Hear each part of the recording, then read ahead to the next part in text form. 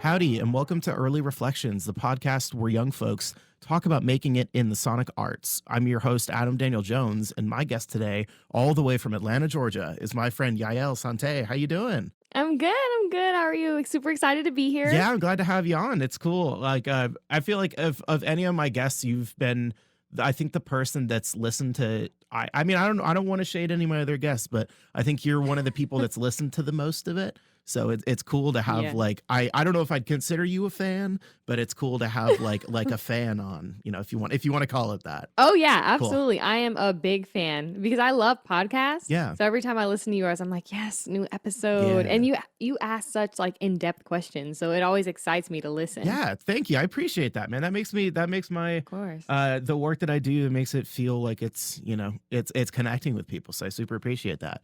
Absolutely. Yeah. So real quick before I get started, what are some pronouns that I can use to identify you? Yeah, she, her is just fine. She, her, perfect.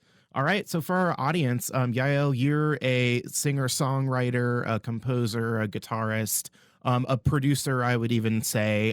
What else did I miss in describing you, like what you do creatively? Nothing else. That's all of them. I'd say I'm primarily a singer-songwriter, but I dabble in the others for sure. Yeah, exactly. I feel like, and I talked about this last week with my friend Mary. It's kind of cool about this generation of like creative people is that regardless, you kind of have to dip your toes into everything. You kind of have to be going like in a lot of different Yeah. respects, and really have some like deep founded, at least like relatively deep founded knowledge, or of the basics of like whatever you're kind of trying to do.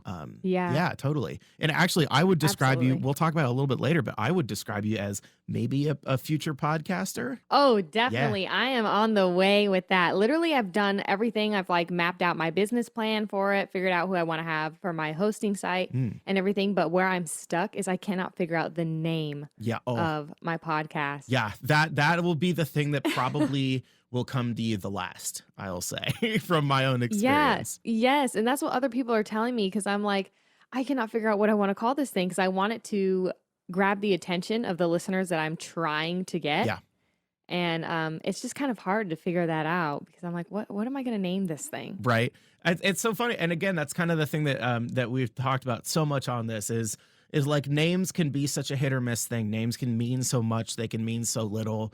They can mean absolutely nothing at all. So it's one of those things where you kind of just have to wait and like hope that something cool and like somewhat insightful maybe like comes to you, and just like go from there. Yeah. I feel like it's just going to pop up out the blue and I'm going to be like, that's Yep, it. exactly. And That's the podcast. that's absolutely what's going to happen. That's what happened with me.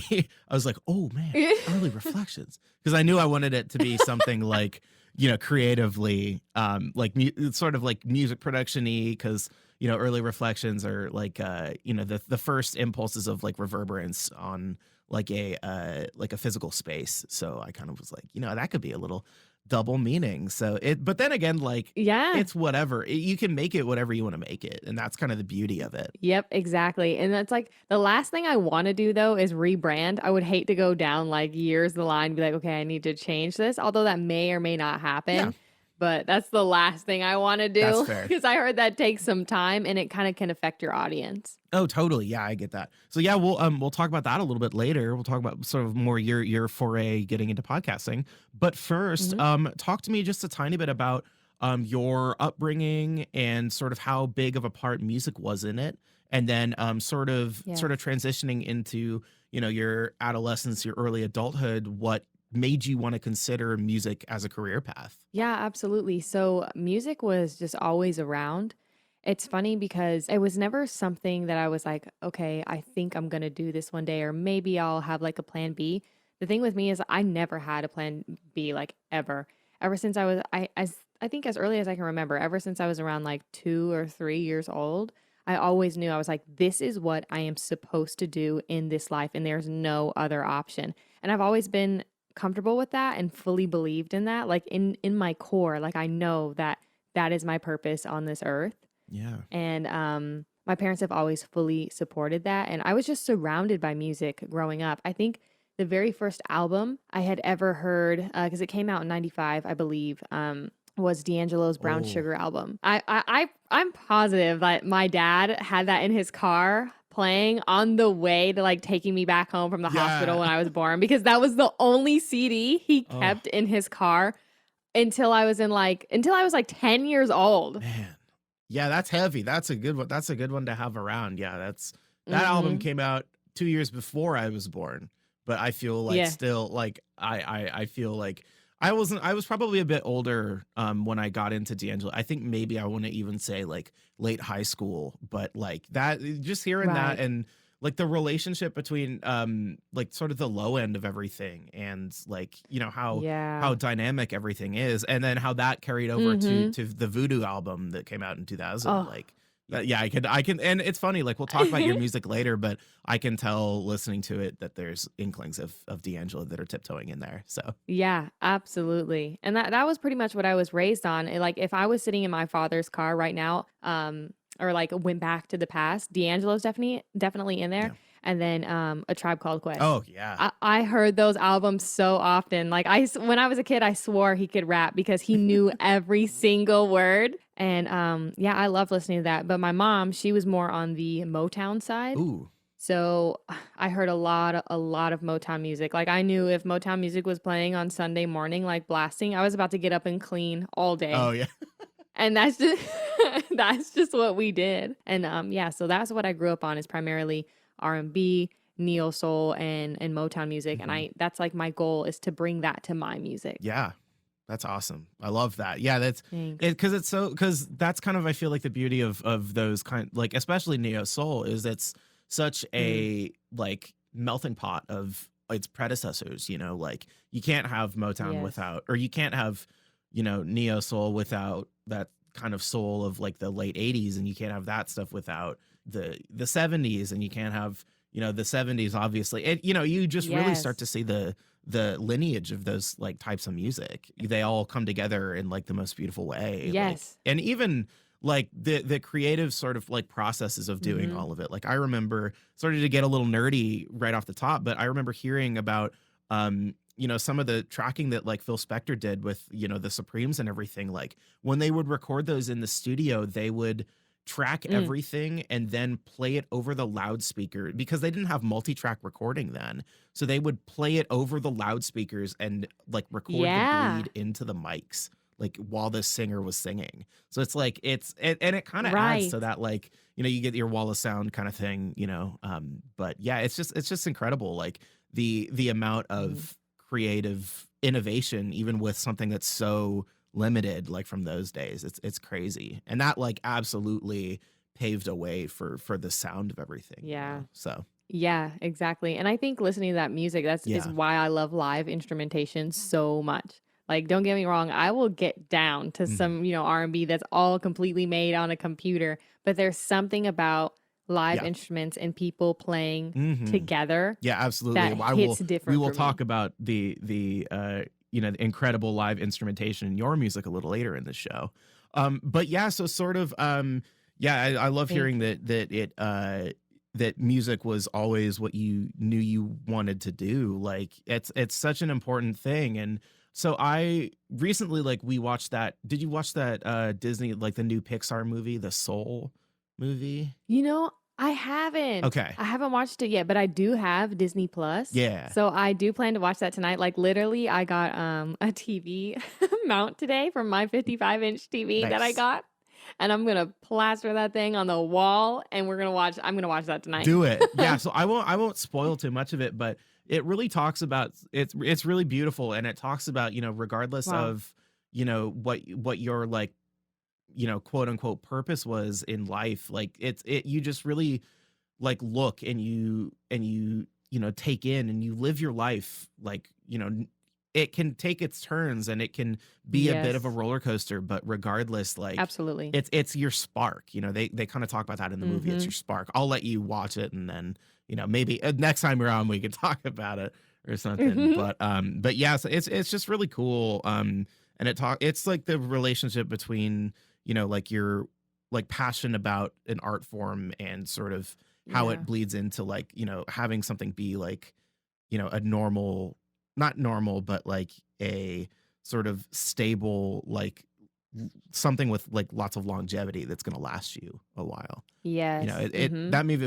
yeah, that movie like definitely, got me a couple times. I was like, oh man, that hits pretty close to home. But like, so Right. I'll let you see how you Sitting feel there about it. thinking.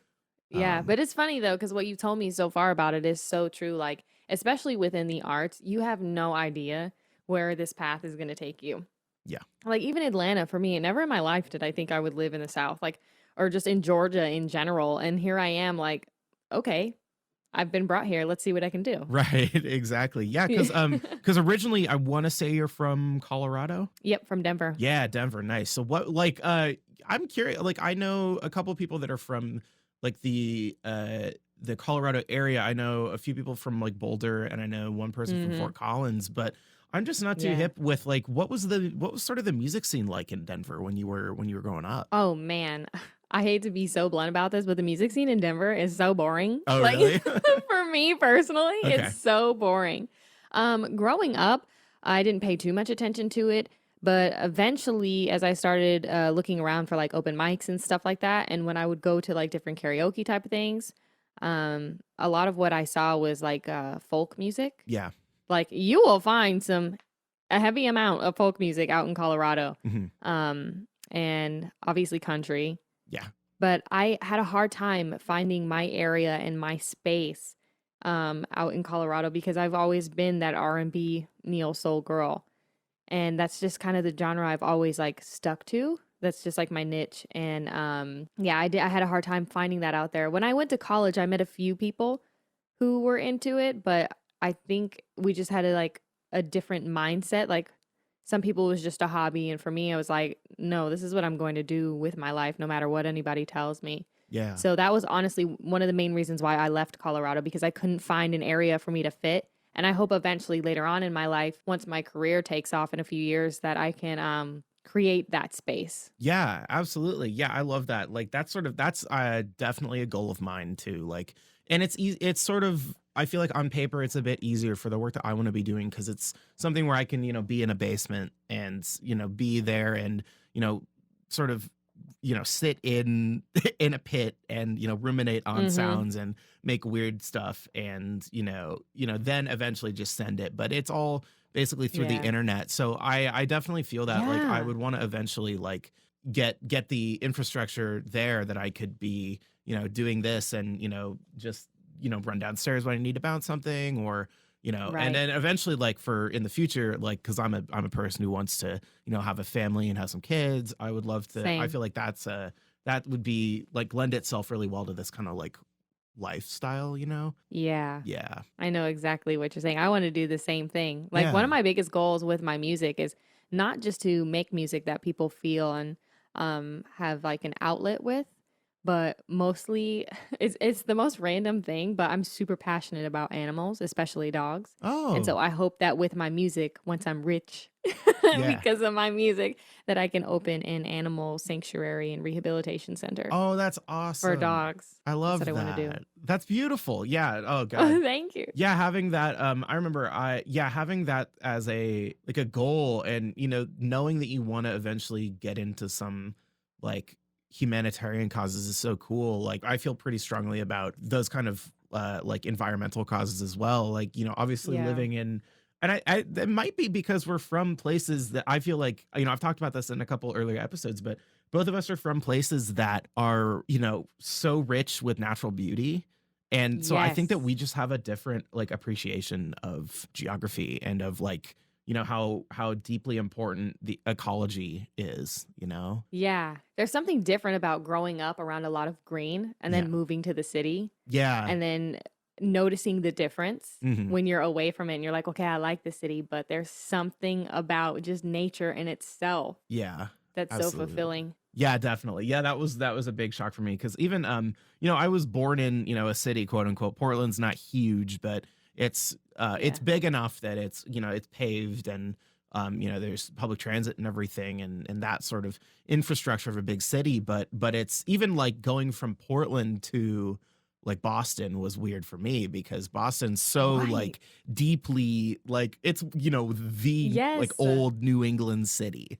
So it's so Yes. funny, like, like having I had that. that same experience. Yeah, yeah, totally. That's so funny. So was I forget, was did you go straight from high school to Berkeley, or did you do any other schooling before then? Yeah, I actually before Berkeley, I was at Colorado State University Oh, cool. and I was studying psychology. Oh, wow. I don't even know why I was studying psychology. Or oh no, oh my gosh. See, I've literally already forgotten. It's been so long. It wasn't psychology, it was sociology. Oh, That cool. tells you right there I wasn't passionate about it at all. If I can't remember. Oh, that's so But yeah, funny. it was sociology and I was focusing on racism and like privilege and all of that. Yeah. Because it's something I was like, I'm really passionate about, especially being someone who is mixed. Yeah. But yeah, so that's what I was studying at first. And it was kind of, I don't know, I had always wanted to go to Berkeley. Like it was my dream school, but I had this fear. Like I remember watching the Berkeley videos on the YouTube channel and seeing how talented these people were. And I was like, Yeah. I don't think I'm there yet. And honestly, being honest with myself, I wasn't there at the time that I was watching those videos. I had more practice to do with myself Mm. because you only get so far teaching yourself. Like I had taught myself to sing up until I was 17 years old. And then I was like, Wow. okay, I'm at the point where I need help. I need someone to show me what else I can do from here. And so I took the time to do that. And I was at CSU. And then eventually I kind of just got like really sad to be there. Like I wasn't passing classes and Mm. things like that. And I was like, this is not me. Yeah. And it's like an interesting story, but to keep it kind of simple, one day I was just sitting at work and I had worked at the dorms and I would like, just hand people their mail Yeah. and their room keys if they locked themselves out. Right. And I was sitting there and literally no one was around. And that week, so many Berkeley ads had been popping up on my computer and it wasn't something that I had searched or even looked into. I was like, why do I keep seeing these ads for Berkeley before YouTube videos I want to watch? Yeah. And it was so insane. And then out the blue, I just had this like gut feeling. Like, anyone listening or even yourself can call it whatever you are comfortable calling it. But for me, I always say that's God. Mm. And I just felt like this rush, this feeling. And it was like something told me. And I always feel like that's the Holy Spirit just saying, you need to get up and you need to go do that. Mm. And it was so bold. It like, I can't even describe the feeling. Like it gave me chills. And I knew I had to listen right there in that moment. Like my time was done that very second at CSU. Yeah. And I appreciate my time at CSU because it taught me that sometimes you have to do things you don't really like to do to Mhm. appreciate how much you love something else. Yeah. And so that's what happened. It was just like something told me like it is time to leave and it is time for you to get over that fear. Like it's time to go. And I thought to myself, I was like, how am I going to move out of state? Like, how am I going to be away from my family? Because I'm such a family oriented person. Yeah. And I just felt so comfortable in that moment where I was like, I'm not the first person to ever move away from home and I'll figure that out when that time comes. And so it was like finals week the next week. And this was like my second or third year. I honestly don't remember. Mm. And I looked up on the website the dropout paperwork and I printed it out at work and I filled it out and I quit my job and I went straight to my dorm and yeah, I packed my stuff up and I was out. I didn't tell anybody but like a select few people, like maybe 2 or 3 people that I, was pretty close to. Right. And that I still talk to this day. And I just left and I came home and I didn't finish finals. I didn't take anything. Like I just did what I felt like I was told to do. Right. And yeah, my mom and dad were like, I called them. I was like, yo, I just dropped out of school. Don't panic, don't freak out. And it give me a year to practice for Berkeley and save up money. And I promise you I'll get it on my first try. My parents were so struck. They were like, what the hell is going on? I remember their silence on the phone. My mom was like, what? Like, what? What? Oh my God. It was so crazy. And so I came home that weekend after, I packed up everything and just up and left. And they were like, okay, we fully support you. If this is what you feel like God is asking you to do or telling you to do, not even asking, but telling me to do, then you need to do that. And I was like, yeah, I know. I'm not gonna be like, Lord, no. But I'm sorry to make it kind of spiritual, but that's just what the experience was. No, And yeah. I did exactly what I said I was going to do. I practiced with my teacher for my vocal coach for a whole year, saved up money, and I was out. I was out. Yeah. And then was it first try? Did you get in first try? I did. Nice. Awesome. I Yeah, did. I I was can. excited about it. That's incredible. Like, walk me through the first time you stepped foot on campus. Like, what was going through your head? How were you feeling? Like, was your mind everywhere? Was it really focused? Like, what was that like? Yeah, oh, I was in a panic because I was like, I just moved. Like, it hit me at a certain point where I was like, I just moved halfway across the country Yeah. and I'm here and there's so many talented people. And I remember at first feeling like it was like freaking High School Musical because there were people in 150 like playing their guitar. Like, you know exactly what I'm talking Oh, I about. do. And then you go to the cap and there's someone like a drummer making a beat on the table and Yep. someone singing. And it's just like, okay, we get it. Like, Mm-hmm. everyone here is freaking talented. Yep. And so I was kind of overwhelmed at first. And I also lived off campus. I lived in Roxbury. Oh, And I yeah. had never been to Boston. So I lived in the worst part of Roxbury, like the worst part of Roxbury. Yeah. Like it was so bad. My first semester there was a complete mess. I mean, I did well school wise, Yeah. but it was just the typical transition of being, I don't know how, I can't remember how old I was, like in my early 20s. Oh, yeah. And being like, okay, here I am. I have bills to pay. I need to figure out how to take this train. Why am I so far from school? Yeah. Why is everyone? And then also just like seeing people, I don't know, like it was just so different. Like I was used to being just at this typical college. And then here I walked into so much creativity. Yeah. Because that's another thing that that differs between our experiences. Because I was right out of high school when I came to Berkeley. Wow. So I dropped it. I knew like halfway through my junior year, I was like, I'm not doing regular college. Like I could have done it, but I just wouldn't have been happy. It's the same kind of thing with you. Like I knew that I was meant to do something like in this field, like creatively. Yes. So I knew that I couldn't Yes. just settle with going to, the local, not to rat on like Portland State or whatever, but I knew that I wanted to go and move and have that culture shock. But again, like Yeah. I moved I went from high school and I did like the traditional dorm experience thing. But Mhm. I just can't imagine going well, because you did have some of it at Colorado State. So it wasn't like a completely brand new experience, but I'm just Yeah. just going and moving in a big city with like an apartment and everything must have just been Mhm. wild. Yeah, it was wild. And I'm thankful though that I had my CSU experience because of the fact that like it did help set me up for that. Like even though it put me in a lot of student loan debt, Right.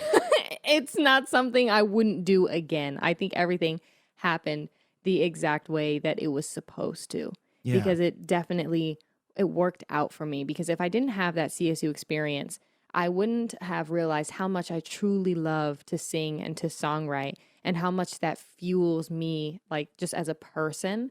And then also what it was like to, live on my own because I had a single dorm. And Yeah. so I don't know, it's hard to describe, but it really set me up to be okay. Like I know for a fact that if I was straight out of high school, straight to Berkeley, I don't think I would have lasted as long as I did at Berkeley. I would have like gone into a panic because it was difficult for me to leave my family just because we were so close. Yeah. And so CSU really set me up for that and just gave me that maturity level. And I wasn't so freaked out about college in general. Yeah, absolutely. Yeah, I can't. Yeah, again, like props to you for doing that because even when I was like older, I moved out of the dorms when I was I think just turning 21. Like I rented my first Mhm. apartment like right as I turned 21, and it was like a big shock. I was Yeah. working and having that kind of like.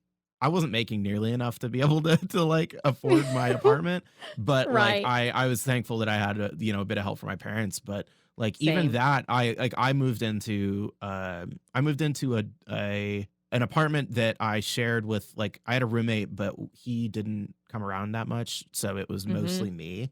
So it was I feel like it's that That's thing kind of where nice. it's kind of nice, yeah. Like I think that like living sort of alone and like having that solitary time to yourself like really for like helps you grow and like helps you like Yeah. not compartmentalize because that kind of has a bad connotation to it, but like helps you like work through like issues and, sort of like go back to yourself even more so than you already would. I kind of feel like, you know. Yes, I agree. I completely agree with you. Yeah, absolutely. So, moving on a tiny bit, would you mind telling our listeners sort of how we met, like the impetus for our meeting and how we crossed paths? Yeah, I think if I remember correctly, I walked into where it was you worked. I think that it was like the booking room Yeah, the booking because office. yes, the booking office because Ed and Terrence worked there and they were who I was living with when I met you. Yes, Yeah. And then we my threw that uncles. barbecue.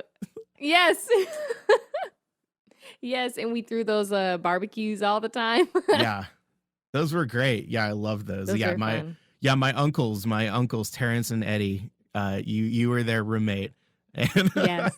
Mhm. yeah, it was great. Like, yeah, they were some of the first people that I connected with at our job. I worked there for Wow. like a year and a half, and yeah, those guys have like shown me so much about like what it means to like work hard and what it means to like just constantly be producing something, like, I don't know, like not producing the musical Mhm. sense, but like constantly be striving for something. Like those are just like the best guys, too, the best guys I've ever had the privilege of meeting, and you were their roommate. Yeah. So I'm Yes, just and they're that must have been incredible to live with them. yeah, that's what I was just gonna say. They're absolutely incredible individuals. I love the both of them so, so very, very much. Hmm. Yeah, and they helped me so much when it came to creating my EP. Like Terrence and Edward are some of my on like the top of the list for some of my biggest like supporters to Yeah. like really invest in to who I am as an artist and to also be so honest with me within my artistry.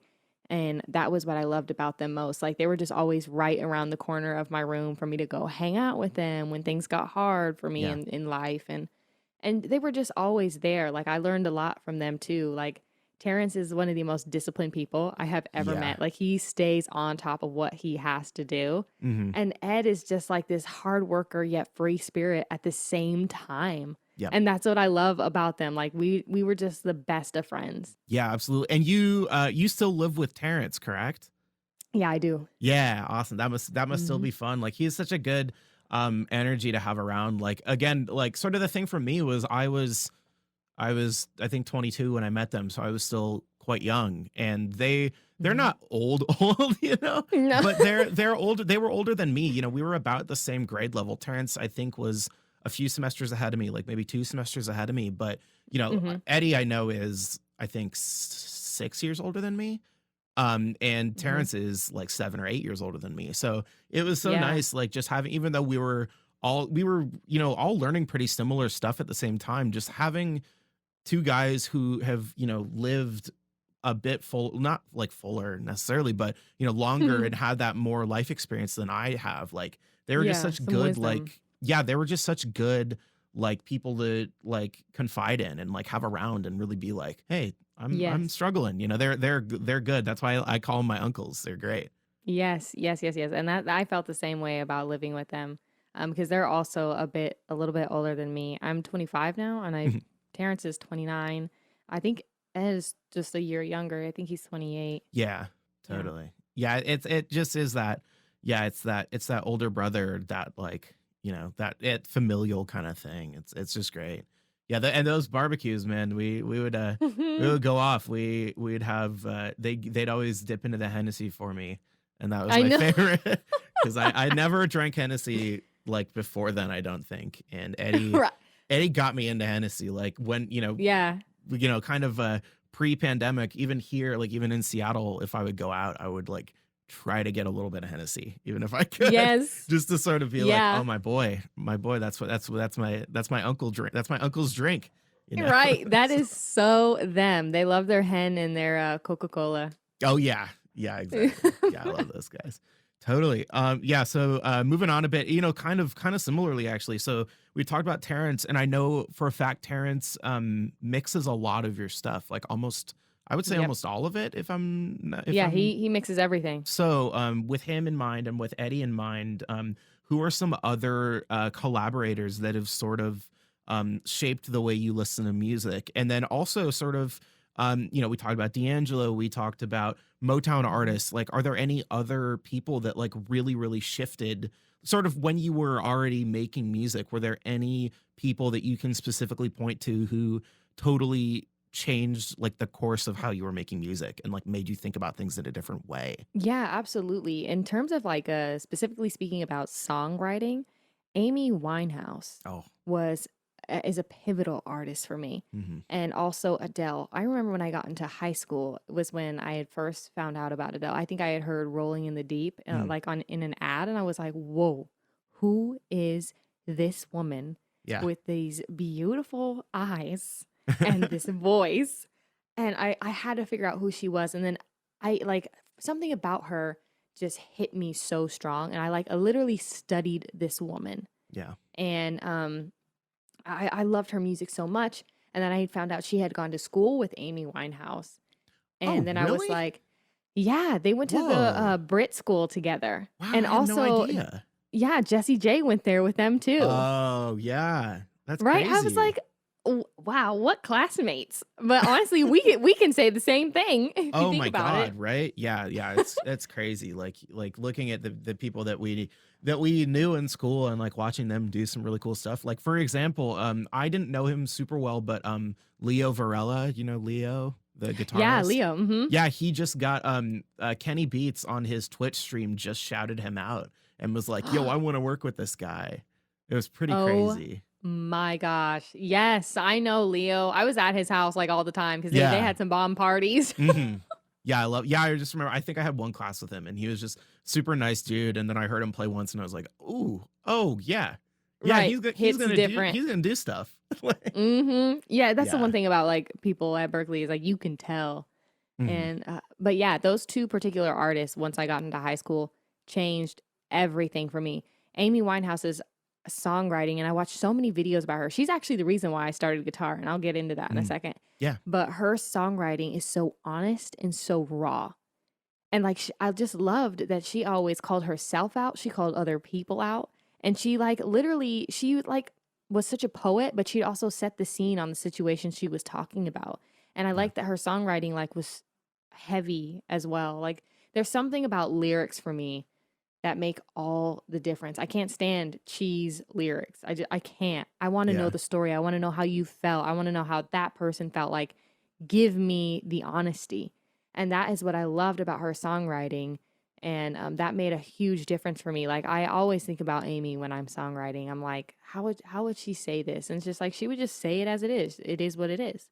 Yeah. And so that's what I try to do in my own songwriting is implement that honesty and that rawness and just keep it real because I think that's why people related to Amy so much and loved her so much was Yeah. because she was just real. She was her. And Adele definitely shaped my voice, I would say. I mean, the first artist that I had started trying to mimic to help me learn how to sing, because that was how I learned how to sing, was by listening and copying, just like Yeah. using my ear. And it was Christina Aguilera was the first, because that was like the first CD Mhm. my parents ever bought for me. Nice. And I don't think I really hear Christina particularly in my voice. Maybe that's just because I hear my voice all the time. Mhm. But I know for a fact that Adele made a huge difference on me because I studied everything about that woman. Like I just absolutely loved her music and also her songwriting. Yeah. And I took it from the very beginning, like from her very first album up until 25, the most recent one. And I still absolutely love her. And it's funny because like in high school was when I discovered her. And if it wouldn't like if it weren't for Adele, I wouldn't have had the courage to like sign up for my high school talent show because Oh I kept it yeah. as secret that I could sing.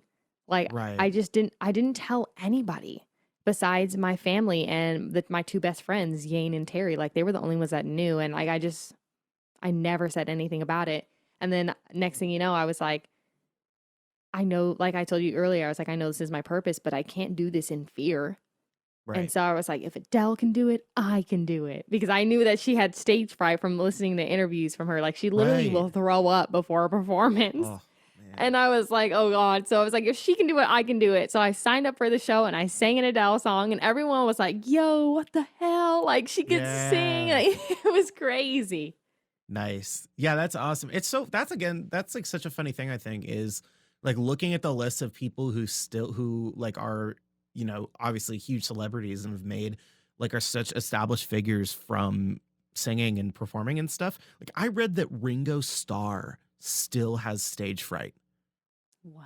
Like after playing to like millions and millions of Millions of people yeah. for like 50 years, dude still Oh has my stage fright. god. I heard that he like that's kind of the reason like if you see him like on stage like at the beginning of a show, he will run out like sprint like almost sprint like out. And apparently Mhm. that's a way that he like hypes himself up and like gets over his stage fright is by like running on stage.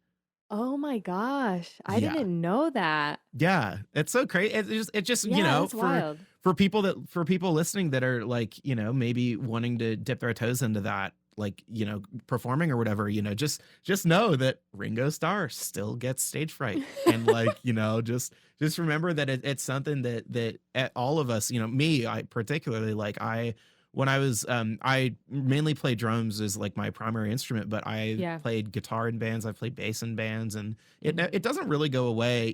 All that happens is you Never. just warm up to it. You just get in that like flow state thing, and you just kind of get carried Yeah. away, and that's it. Exactly. Like you So anticipate that this is going to happen, the nerves and everything. Cause I know for me, like I wouldn't necessarily say I have stage fright, but I do get very nervous. yeah, And like I can't concentrate like the whole day of a performance. Like my mind is everywhere because the performance is all I'm thinking about. yeah, And like I shake Ooh. so much. Yeah. I Sorry, shake my Siri went so off. Sorry, my bad. no, But no, it's you're okay. fine. You're fine. Keep going. Okay. I shake so much before a show. Like my thighs will like twitch. Like I have Oh like freaking yeah, muscle spasms because I'm so nervous and I'm like, what is going on? But as yeah, soon as I see the people and the lights, this huge adrenaline rush comes. And then I swear to you, I like black out or something. Like I can never recall what happened during a show. So I Mm. always ask somebody, I'm like, can you please film this so I Yeah, could yeah, watch it later? Because I just like I go into this zone, like the adrenaline comes and it's like I know that I'm there, but then as soon as I'm done with my set or my performance or whatever, I'm like, what the hell just happened? yeah, Was it good? Like, did we do fine? Like, yeah. God, yeah, no, I totally feel the same way. For me, like sometimes performing, it's like when I was drumming, especially, like it would be weird. Like you almost like leave yourself, like you like leave your body, and yes. it's for me, it was like it's a weird kind of thing. Like I felt like I was already like completing the show, even if it was like midway through. Like I could like so Mm-hmm. vividly imagine like what I was doing directly after that. Like sometimes I would, and you just kind of have to like submit.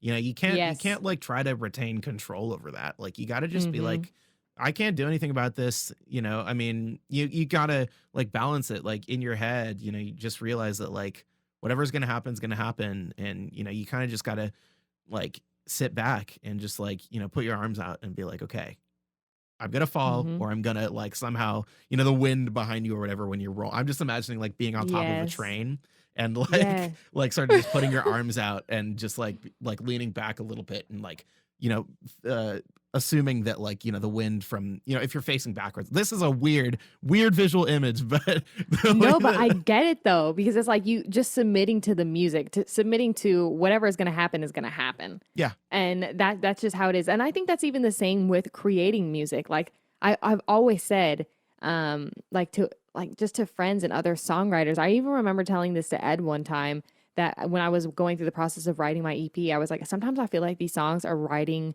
themselves. Like want it to sound a certain way and I try to get there as best as I can, but then I'm like, some things don't fit. Sometimes a song is literally asking for something else and you just yeah. have to submit to that.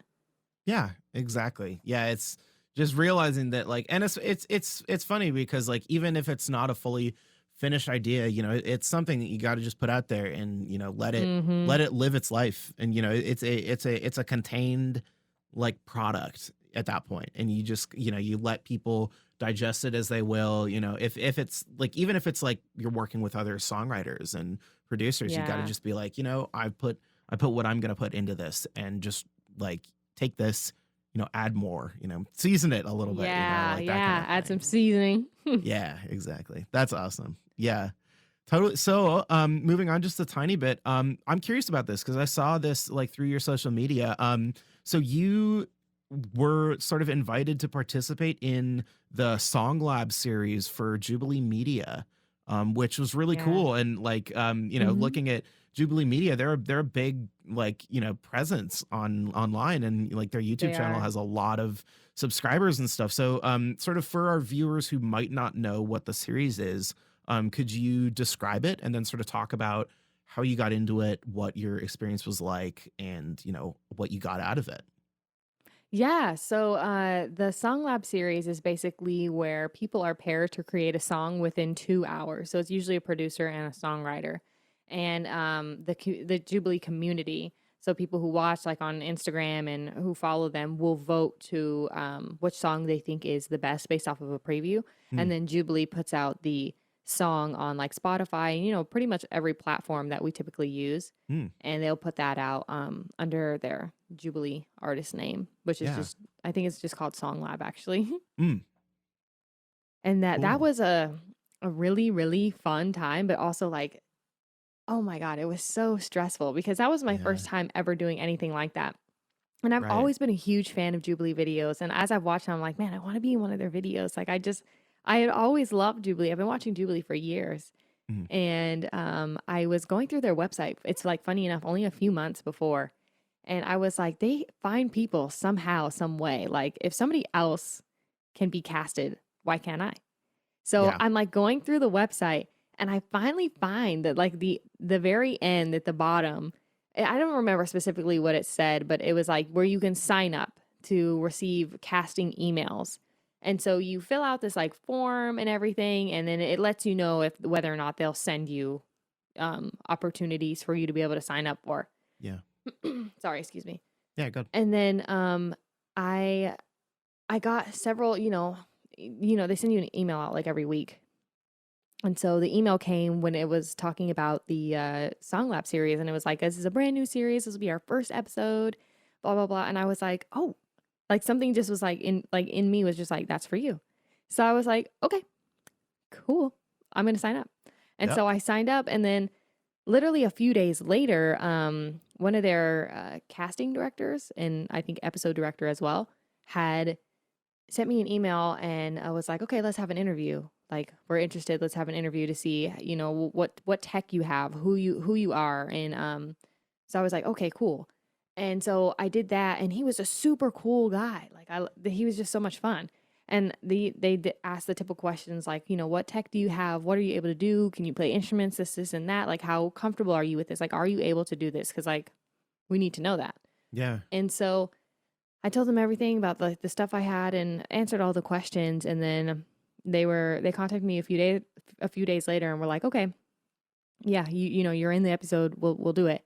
And I was like, "What?" Like I was freaking out because I'd always wanted to be in a Jubilee video, and it's like I still want to be in even more of them Yeah. because I love their content. Mhm. And yeah, so next thing you know, it was filming day, and I was freaking out because we get on there, we're on Zoom, and they're like, "Okay, we're gonna pair you up based off this like random pairing thing. Like you pick a number, and then it was just this random system. Let's just put it that way." Yeah. And I got paired with Dear Evergreen, an incredible electronica producer, and she does a little bit of singing as well. Mm. And it was just so much fun to like work with her. Like you can see in the episode where we were both nervous, but we were like, you know what? Whatever comes out of this will come out of this. Let's just create and work together and Yeah. bring what we already know how to do to the table and see how it fits together. And that was what we did. And it was just so much fun. The 2 hours were very stressful, though. I Mm. think in one part of the video, you can see me scream because I'm like, oh my God, because there were like 15 minutes left. And I was like, I'm not even close to done. Yeah. It was fun.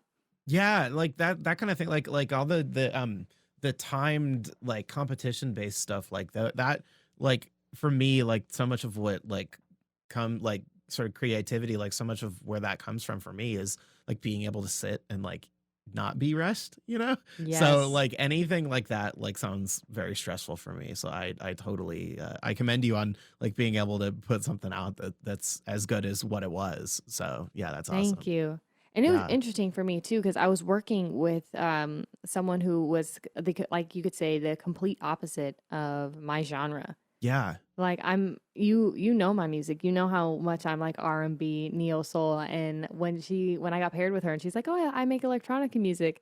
I told her, I was like, "Okay, well, we'll see how this goes." Like I never in my life have I imagined my voice on a track like that or even creating something like Yeah. that. But as soon as I sent her the vocal track over the chords that she had given, I was like, and then she put the beat on it. I was like, oh wow, maybe I could make more of this. Yeah.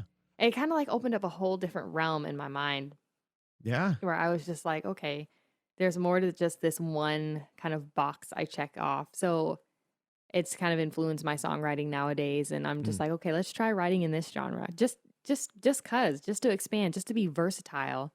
And I'm just really thankful that I got to be in that series because I had an absolute blast, and all the musicians on there are so talented, Mm. and it was cool to just meet people who I don't know who love it as much as I do, and it was cool to meet people who are pretty established, I would say, who have a community or who have a following. So that was nice, and Yeah. it was also just helpful to direct people towards my music. So I'm really thankful for Jubilee and the people that I got to create with, and I'm also so grateful for Dear Evergreen because I don't know, she really partnered with me on that. Yeah, absolutely. Yeah, that's incredible. Like I'm just imagining like you like future EDM superstar Yael. That'd be awesome. I love It would that. be so unexpected. Yeah, you gotta like do like pull a full like a sort of childish Gambino with the me and your mama like go full EDM for a record and then like have Mhm. that be your son. I mean, I'm not saying that Childish Gambino did an EDM record because he didn't, but like that Yeah. was kind of I felt like the reaction to that would be similar to the reaction to him doing like a full like soul album and like the reaction to Yeah. you doing like an EDM album would probably be pretty Mhm. similar. So Yeah, oh, I think so. Because 'cause it'd be like, she just, like she was on the right, and then she just turned left. It was like, "What?" yeah, exactly. That's awesome. All right. So we're going to take a short break. But coming up, we're going to talk about and analyze your music more specifically. But first, I am going to throw to a meditation minute.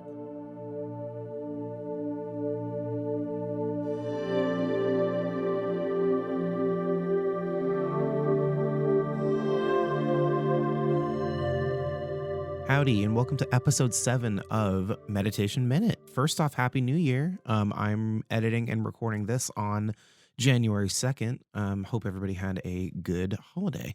And thanks for bearing with me for a particularly long episode of Early Reflections. We just had such a great conversation, Yael and I, so I wanted to keep as much in as I could. Before we do Meditation Minute, I recently created an Instagram page specifically for the podcast, so I won't have to just be posting from my personal account to talk about podcast stuff. So the name for that is Early Reflections Pod, all lowercase, Early Reflections Pod. So the meditation minute I have for you today was recorded again a couple months back, probably about May or June. I don't have the exact date. However, it is just really nice. And I think it was a pretty good sunny day, a little bit of wind. You can kind of hear a bit of, some birds and some other activity in there. But what I really, really loved about this recording is just the sound of the wind carrying itself through the trees. I think I recorded this in our backyard, or maybe our front yard. I cannot remember. However, it's just really nice. And for me, I'm not gonna. Obviously, we had a 2020 that wasn't great. It was kind of a crappy year, but I'm not one to like will things into existence or try to manifest stuff like that. That's just not who I am. But hopefully this gives you a little bit of calm energy to sort of begin the new year. So yeah, just take a listen, let it wash over you, and enjoy.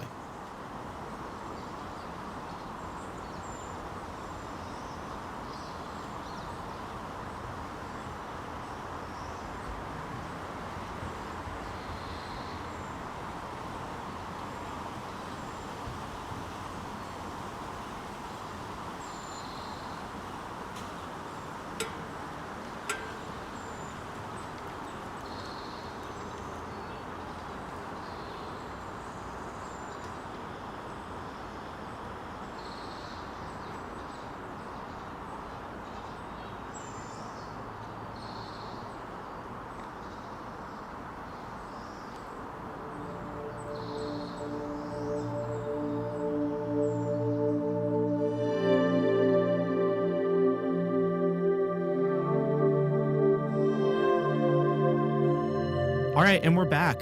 So before we sort of get into your music specifically, where do you find yourself the most inspired? Like, do you find that it's a certain state of mind, or is it like a physical place, or is it sort of both? I definitely say state of mind. I've learned Mm. recently, like literally just within the past couple of weeks, especially because of COVID, like I'm someone who needs to be busy, needs things to do, things to stimulate my mind in order for me to be inspired. Like if I'm doing the same thing every freaking day and it's nothing like interesting, I'm not going to have anything to write about because there's nothing inspiring me or there's nothing pushing my creativity. So like just recently because of like COVID, just mostly being at the house and chilling with my dog and everything. It's like I love that. I absolutely enjoy that. But there was something so I don't want to say stagnant, but so almost too consistent about it Yeah. that when I went home to Colorado for the holidays and just did different things with my family and which also it was COVID safe. We were good. Good. But just Awesome. yeah, and just saw them and did different things. I came back here and I started writing immediately and I like my mind felt completely different. So it's definitely a state of mind thing for me and I took that advice actually from like Tori Kelly because Oh, I when I was at my first college, like she's another huge influence of mine. I was like so obsessed with her. I just loved her music. And I paid for a meet and greet ticket for her for one of her shows when she was coming to oh, Denver. nice. And we had like this this thing where she would sit down and it was like a Q&A. She'd sit down Mhm. and we're all on the, you know, let me start that over. It was a Yeah, do it. Q. Thank you. So she had this Q&A thing. We're all sitting there and we're asking her questions. And I asked her, I was like, what do you do when like you're stuck lyrically? And she was like, I find that usually when I'm stuck lyrically, that means I just need to get out more. I just need to live. And I Mm. was like, I never thought about that. And come to find out, that's the exact same thing for me. So thank you, Tori Kelly, for helping me out with Yeah. that. Shout out Tori Kelly. But yeah, it's definitely a state of mind thing. And I think it can be placed too, because if I'm somewhere where I'm like not really feeling it, then I'm not gonna be comfortable enough or vulnerable enough to sit there and create. Yeah, totally. Yeah, no, I absolutely get that. Like, I like that you said stagnant because it's interesting because like I feel like it's hard like not to have it be stagnant nowadays. Like like Mm-hmm. really like you fall into routines so easily. I know I'm that kind Yeah. of person who will just do that. Like if I'm not doing a ton of stuff, like I definitely like tend to fall into doing not that much and that kind of thing. So yeah, COVID's been a big test for a lot of Yes. people, I think. Yes, most definitely. And same for me. Like I've had to implement new ideas. Like usually I'll write when I'm extremely emotional about something. Mm, And that's like when I'm most in tune with my creativity is when I'm really feeling emotional. And I mean, when you're just at the house all the time and when you've lost your day job and yeah. it's like, okay, what do I sit here and do? Like there's nothing really inspiring you at the moment. And so I decided to just like find random beats on on YouTube and like SoundCloud Yeah. and I even got Splice recently and I'll just Mhm. chop some stuff up together and just writing random things. And it's like I try to do that every day for at least an hour and it always ends up being more than an hour, but it's Right. made such a huge difference for me because even if I'm writing something that's not going to go anywhere, or even if I'm writing something that's complete shit, like I'm flexing the muscle, like I'm exercising Exactly. that muscle. And that's one thing I'm very grateful for through COVID is Yeah. that I figured out, I don't know, I found that works for me and it just helps me continue to just move. Yeah, 100%. Yeah, no, it's definitely like I feel the same thing. Like if COVID wouldn't have happened, I absolutely would not be sitting here with you doing a podcast. Yes. Like it really like helps you like look at different ways of getting like flexing that muscle. Yes. Like we were saying, and it's important to realize like even if COVID was not a thing right now, like it would still, for the kind of work I feel like for me, like the kind of work I was still like would want to be doing, it would be hard. And you kind of really have to realize that, started to equate it to exercise like that. You can't Yeah. be a bodybuilder overnight. You have to flex that muscle like all the time. And you gotta, Yes. even if it's just little stuff, like stuff that like sometimes I'll even open up like a Pro Tools session and design some stuff and not even save it, like it's Yeah. just like, just realize that you can do it and like work on whatever, work on like your shortcuts, work on, just EQing something, work on whatever. So it's such an important skill, I feel like. Yeah, exactly. Just being in movement and just Yeah. just working, and also Mhm. helping yourself create that mindset to where you don't sit down every time you're like, okay, I'm gonna write a full song right now, and then be disappointed when it doesn't happen that way. Because I'm Yeah. someone that's like that. Like as soon as I start writing, I'm like, okay, what can I create? Like, let's make something that can go on like the next project. And it doesn't Mhm. happen all the time. Mm-mm. It definitely doesn't happen all the time, and I'm learning to become okay with that. And Yeah. I was telling Terrence that the other day, like he got home from work, and I was just like, everything I wrote today was absolute crap. And he was like, yeah, that happens. Just keep writing. Yeah. And I was like, you're I could right. just Just keep I could writing. just see him saying that. Right. Just keep writing. Yeah, exactly. Yeah, that's awesome. So speaking of writing, I would love to talk about two songs of yours. So one is a single that you released today, or not today, Jesus, this year. And then the other one is one that's off of your 2019 EP, which is the Romance EP. Yes. So let's start with the single, and that single is Bloom.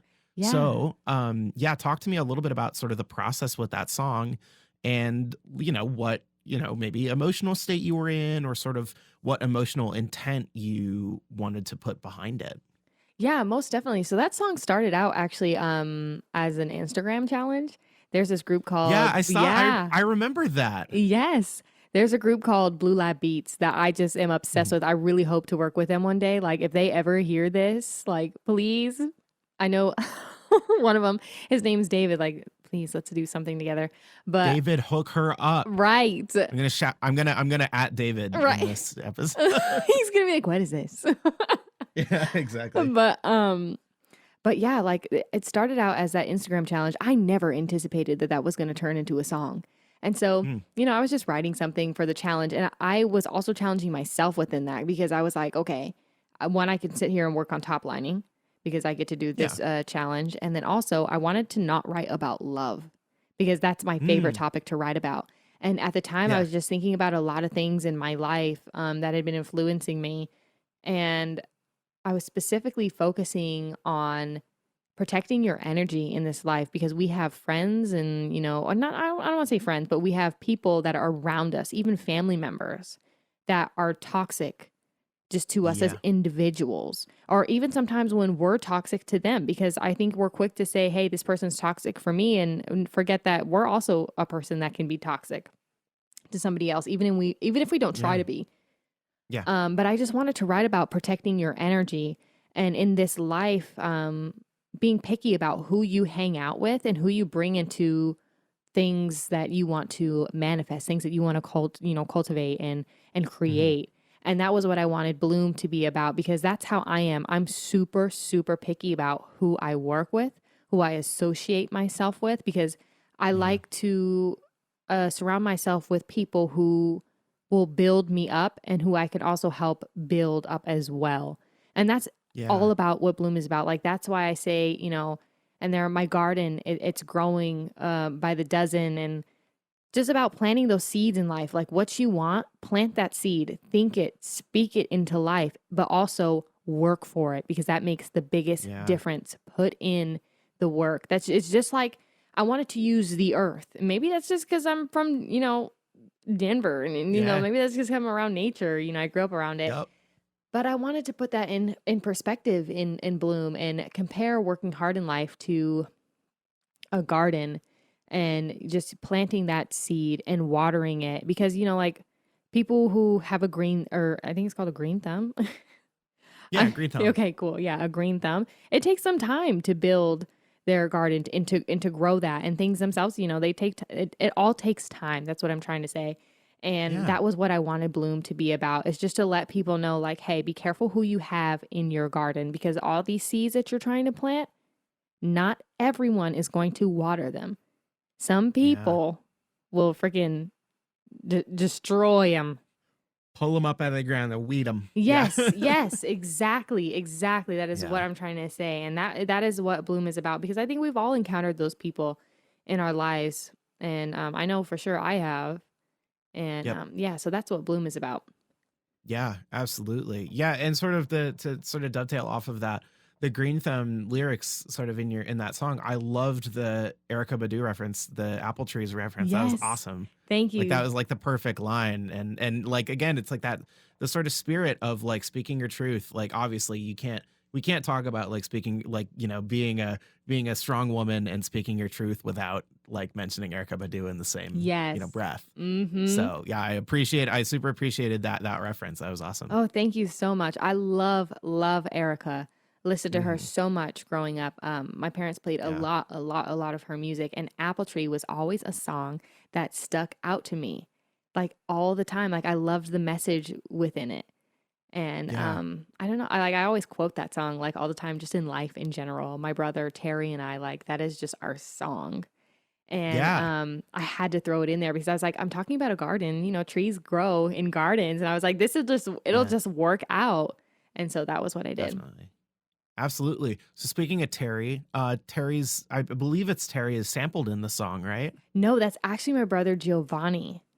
Oh, Giovanni. Mm-hmm. Okay. My bad. No, My it's bad. okay. Shout out Giovanni. Yes, my brother Giovanni, he's a Yeah. DJ, and Yeah. he's one of the most supportive people of my music. Like he's always telling me like, "Yeah, you're gonna get there one day. Like, go get that." And I was just talking to him one day on the phone, just about like music and everything, and he called me, and I didn't answer, and he had just left me that voicemail, and I was like, "This is perfect." Oh, it was the absolute best thing that could have been like an end sample. It Right. was so great. So I was like, okay, this is going in the song. And I told him about Yeah. it, and he was like, well, let me fix it up. Like, let me call you again, and like, let's make it work. So I was like, Uh-uh. this is fine. Yeah, exactly. This is fine. This is going to Yeah. work. So yeah, and Yeah. so I threw that in there, and I have to shout out Josh 2800, aka Yeah. Joshua Bryant. He produced that track for me because Mhm. I had recorded the verse and the pre-chorus and chorus for that Instagram challenge, and then I Yeah. just took out like the beat because I was like, I don't want, you know what I mean? You don't want nothing to do with Yeah. that. So Yeah. I just was like, hey, here's this vocal I have. Like, can you put something behind it for me and can we work on it? And Josh was like, yeah, for sure, fam. Like, let's do it. And so we FaceTimed each other and we did that song completely remote within like 20 minutes and it was done. Yeah. Wow.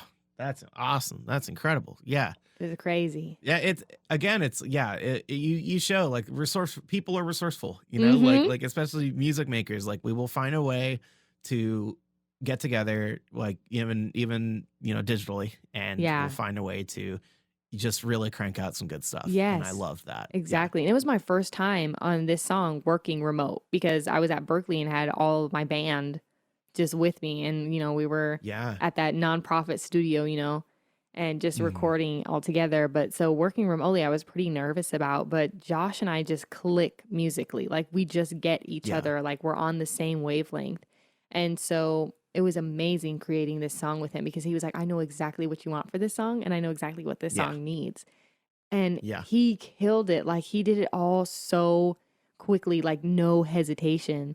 And it was funny just I was like I was shocked. I couldn't believe the musical compatibility and also just the Yeah. friendship that we have. So I'm super excited and super super thankful for Josh. And Yeah. Josh was busy at the time and had like a lot of projects. So I was like, how about you just produce it and I'll send it to Terrence to mix, and then Terrence mix that one as well. Yeah. Excellent. Yeah, that's perfect. That song that's great. Yeah. I love that. So sort of speaking of your full band, and we had talked previously about, the chemistry that happens when you're in a room with Mhm. musicians. Let's talk about Close for a minute. Like Yeah. your song It's one of Close. my Yeah, so favorites. that song is like the quintessential people in a room feeling each other out, like really, really like, just all, beating. It's almost like you feel like it's like the same heartbeat at that point. Like Mhm. everybody is so in sync. So, Mhm. talk to me sort of about what that session was like, or sort of what the writing process for that was like, and yeah, just like what any like specific inspiration was for that. Yeah, oh, Close is like one of my all-time favorite songs of mine. And I think it always will be, or will always have a special place in my heart. I Hmm. love that song so, so much. And basically, that song was inspired. And in fact, that whole EP was about just someone I was seeing at the time that I was writing Hmm. it, and kind of like a situationship. And it's Yeah. just one of those situations where I felt myself like really falling for this person and really realizing, like, hey, I love this person and they may not be on that same page. And, I think that's okay in life sometimes. Sometimes it takes people longer than others. But I was at that point and it was just like I was kind of nervous. Like I felt like I was just on the edge and I was just like, okay, I'm getting closer and closer and closer. And I sat down one day with my guitar and I just like wrote that, and it just kind of poured out of me. Like I just Yeah. remember just holding my guitar and playing that progression, and well, the progression I had had at the time, my friend João, he made it so much better for me. Hmm. And but yeah, so that was what inspired that song, just coming to the realization that I was falling in love for like the first time with someone, and Yeah.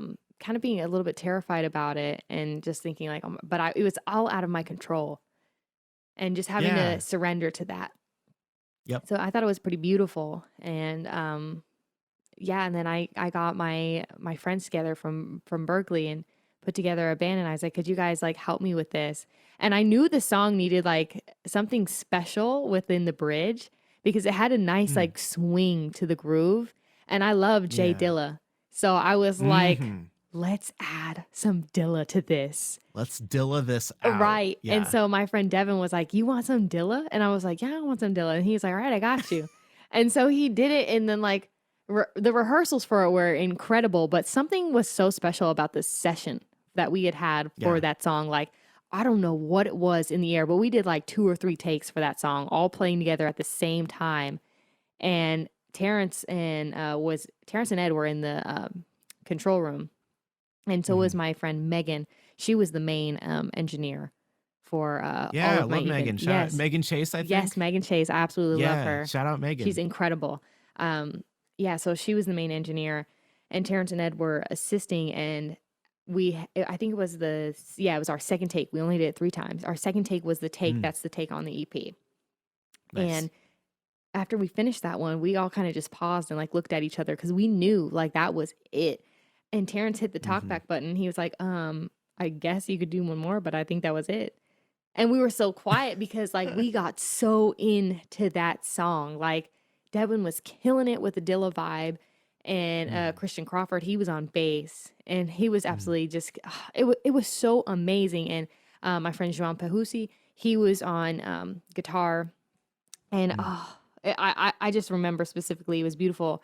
And my friend Rawal, he played keys on it, and Hmm. that's a session I will never forget.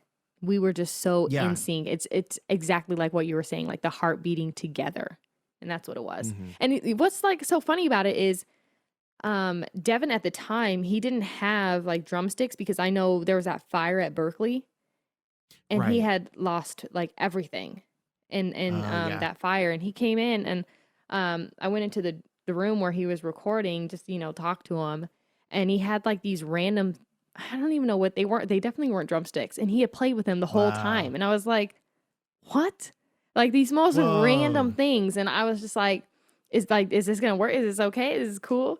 And he was like, no, I got it. I got it. Like that's one thing I loved about just Devin and my band in general. They were really professional, they were good friends, and they Mm. saw my vision and they really helped me complete that. Perfect. Yeah, that's incredible. Yeah, just like again, like I hope that, once the pandemic settles down more, I can't wait to be back in the room with people just playing. Right. I don't care if it's going to get released. It's just like being under the mics for studios, live and in the studio, like just being under a mic and, hearing yourself through the cans or whatever. It's just so fun, and there's nothing like it. So I'm just Nothing. excited for the return of that. Right. We'll go back to jamming like we did at Berkeley, Yeah, exactly. where we all That's eventually become perfect. too good to jam.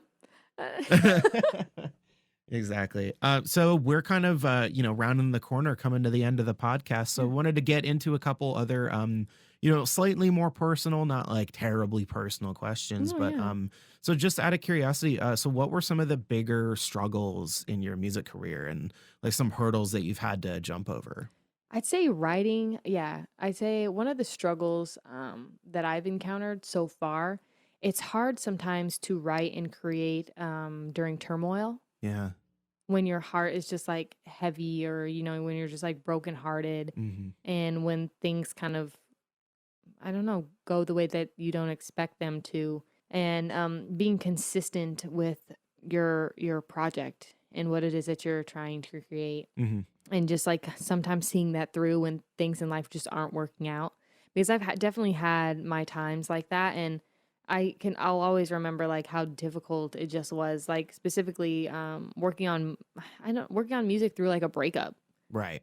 like especially heavy breakups and ones that don't end well. It's just like that's hard, and that was one struggle for me. And I think sometimes my other struggles could be just like really not being too critical on what it is that I create or that I put out. And I Oh think I still yeah. struggle with that today. Hmm. And I mean, I was thinking about that like yesterday as I was just writing just for fun, just to continue to exercise that muscle. And I sometimes will get so critical. I can be so hard on myself Yep. and be so upset or disappointed if I don't create like a hit in like one night, or if Hmm. my idea like isn't good, or if I do create something that I like and I'm like, okay, well, will someone else like this?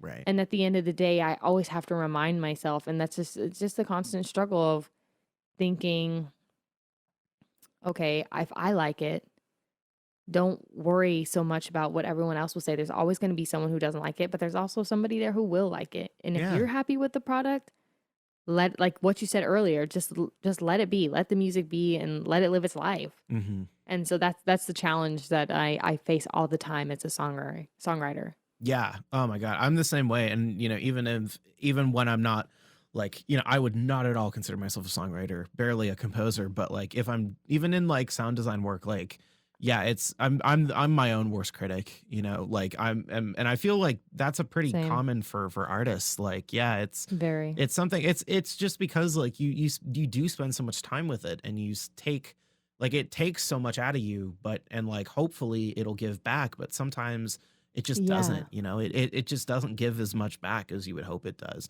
So it's like, Mhm. and coming to like having to come to the realization that like not every like composition is going to do that is a hard one, I think.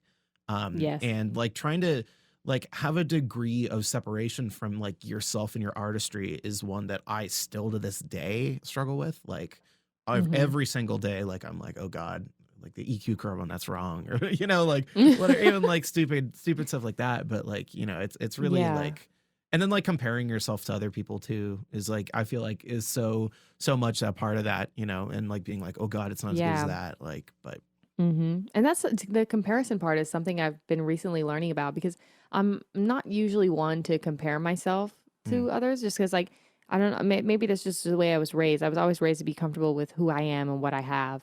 yeah, And so, I mean, I'm really grateful for that. But I mean, it's still happened. Like, it yeah, still definitely has happened for. I wouldn't say it has never happened because, especially where the school that we've gone to, we see people who take off like that, like after their first project, and it's like, yo, yeah, how did you do that? hmm, And it's easy to look at people and see where they are in their path and wonder, wait, why? When am I going to have that for my own path?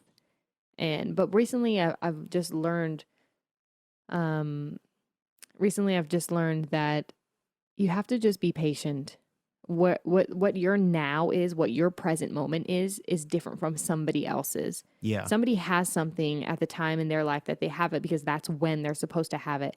And if you're supposed to have something like that, it'll come when it's supposed to. And that's just something I'm trying to like ingrain in my mind because there's friends that I have that are getting like deals and sync licensing, and hmm, I'm just not there yet. But I think it's one important thing to know is I will get there yeah, exactly at the moment that I'm supposed to be there.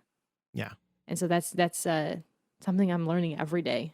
Yeah, definitely. And again, it's like everything else with like creatively, it's a muscle, like we talked about that. Yep. It's a muscle you have to flex. I talked about that with Maya Thornton a couple weeks ago. Like you really just have to put in the time and have that, come when it does. So yeah, Yes. absolutely. Shout So out Maya. She's so shout cool. out Maya. I love Maya. And then so sort of off of that, something that I am excited is coming of yours. Talk to me a little bit about you. You reached out to me with some sort of asking for a little bit of advice about it. But so talk to me about the Yeah. podcast you're planning.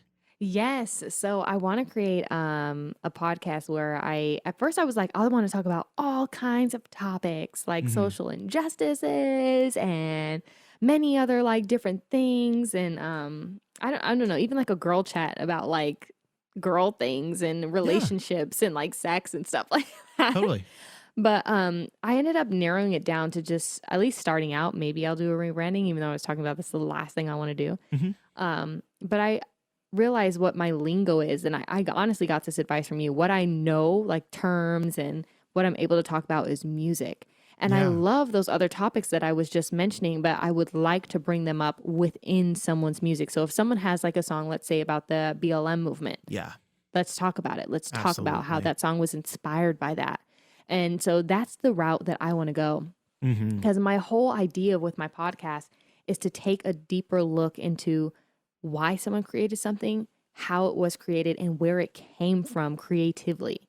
Yeah. And that's just, I don't know why. And it's just like, I love, I think I want to do it the most because I listen to interviews and I watch interviews pretty often. And sometimes I'm like, wow, like, I want more. I want to really dig deep, not necessarily Yeah. get so deep into the person's personal life, but just to see where something came from and how that came out of them, how it came about. And Hmm. that's why I love your podcast so much is because you go into every single detail. Yeah. And that's what I love. Like like just to give a small example, I in interviews always want to know if the musician that I like am looking up to at the time has ever had like a day job because it's Mm, so easy to see on social media people just doing music like full time, and it's yeah. like how are they surviving off of that? Some people definitely can because they've gotten to that point and they have their multiple streams of income, Yeah. but we all start out where we're like, okay, I'm not making money off my freaking Spotify streams. Yeah. So it's like, how are you making ends meet? And sometimes I wish interviews got that deep to talk about where people started Hmm. and where they come from and how that relates to what they're doing now. And that's pretty much what I want the purpose of my podcast to be. I just need a title for it. Yeah. It'll come. Don't worry. Yeah. I'm super excited about that. Yeah. Everything like you've described, I'm super, super pumped to hear whenever episodes come out. Honestly, like obviously whatever I can do to help you in any respect, let me know. Cause that sounds like something that would Thank be you. incredible. And like you as a musician and like as a woman of color, you have such a like unique point of view. And especially in Thank you. like the music journalism world, I feel like I feel like I'm pretty sure that is a point of view and like a side of critiquing culture is like we Mhm. need that. We need to hear Mhm. that perspective. So I'm super, super excited to Yeah. hear what you have like, in the future. Thank you. I literally cannot wait. I already have a list of like all the people that I want to Yeah. talk to and everything. So I'm like, as soon as it just clicks one day in my head, the title of this, it's on and popping. Yeah. Like I'm ready to go. And it's funny because like the main reason why I wanted to start a podcast is like I don't heavily listen to podcasts. I listen to pretty specific ones Mhm. because I like intimate conversation. Yeah. But the main reason is just like maybe it's just the singer in me, but I love a voice on a microphone. Hmm. That's it. Yeah. That's it. I love a good voice on a microphone. I'll sit there and just Absolutely. listen. I'm the same way. Hey, maybe that was the title. I heard you say it a minute ago. It's on and poppin'. Maybe that's your Right. podcast title. Right. Oh People be like, man. "Oh, what's she talking about?" Yeah, exactly. So we're coming to we're here pretty much here at the end of the podcast. So as sort of a last question or a last prompt for you or whatever you want to call it, what is your advice for anybody that's looking to get into songwriting, into playing an instrument, into composition, into doing a podcast even? Like what would your advice for Yeah. them be? Particularly, I hope that there are younger people listening to this because that was kind of the whole intention of me starting this is to give Wow. like uplift those younger voices and be sure that they have the space they need to vent any issues they have. So, Hmm. maybe specifically targeted at like people our age or younger, like what would your advice kind of be for that? Wow. It's pretty simple advice. I almost feel bad about it, but honestly, to just start, Yeah. just go. You don't have to hit the ground running. You're not Hmm. going to be good overnight. Yeah. Like, just put one foot in front of the other and you will get there. But you Yeah. have to keep going. You have to dig deeper. You have to challenge yourself. You have to shed skin and continue to grow and not be afraid of growth. And also, sometimes when you have fear in doing things, that fear is there not to scare you, but just to be practical with you about like, hey, this, and this could happen. Yeah. Maybe be prepared for A, B, C, and D. Hmm. But fear to just sometimes take fear and say, okay, I'm gonna go for it. And anything in songwriting, if you want to be a songwriter, pick up your pen and paper, your notes on your iPhone, whatever it may be. Yeah. Write how you feel. Write about a situation. It may be crap at first, but guess what? You wrote. Yeah. Like, you just have to start. And like, even with me and like the whole podcast thing, I was like, how in the world am I going to do this? I just took my own advice and the advice you gave me. Yeah. I just started. I just like how to start a podcast, YouTube. Yeah. The first step will always take you to the next one, and the next step will take you to the next one. Hmm. So you just have to just go and do your best. That would be my advice. Yes, perfect advice. The best possible way I could think to end this podcast. I want to thank Yael so much for being the guest on this week's episode. It was such a Thank you for pleasure. having me. So glad to hear your perspective about this stuff. I'm super invaluable. I couldn't have thought of a better person to have on. So thanks so much. Thank you. I really Yeah. appreciate it. I love this podcast so much. I'm so thrilled to be on it. I talked about it like all week. Yeah. So thank you so much for I'm so having excited. me. You're welcome. Well, you're welcome back on whenever you have stuff to promote, whatever you want. You're welcome back on whenever I can have you. Oh, thank you. Thank Yeah, you. absolutely. So where can our audience find you? Any like quick plugs, social media type stuff? We could Yeah. seek you out on. Right. So I'm most active on Instagram at Yael Santé. It's just spelled YAELSANTE. Mhm. And I even on YouTube. I don't primarily upload on YouTube. Like Instagram is just like my thing. Mhm. And my Facebook artist page as well is under the same thing. Although I think it's at Yael Santé Music. Mm. But if you Google Yael Santé, I'm gonna be right there. Very cool. Awesome. Again, super appreciate having you on. Mandatory homework for the listeners. Go listen to Bloom. Go listen to Closer. Go listen to the whole Romance EP. Go watch the Song Lab series that you were on Jubilee Media. It's incredible, really good content for you to take in. So yeah. Thank you so much. I hope you listeners, I hope you enjoy. Yeah. So this has been Early Reflections. I'm Adam Daniel Jones. Find us on Facebook at Early Reflections with Adam Daniel Jones. I personally am on Instagram at Adam Daniel Jones, all lowercase. And remember, Early Reflections have an important role in determining the sound and character of a space. See you soon.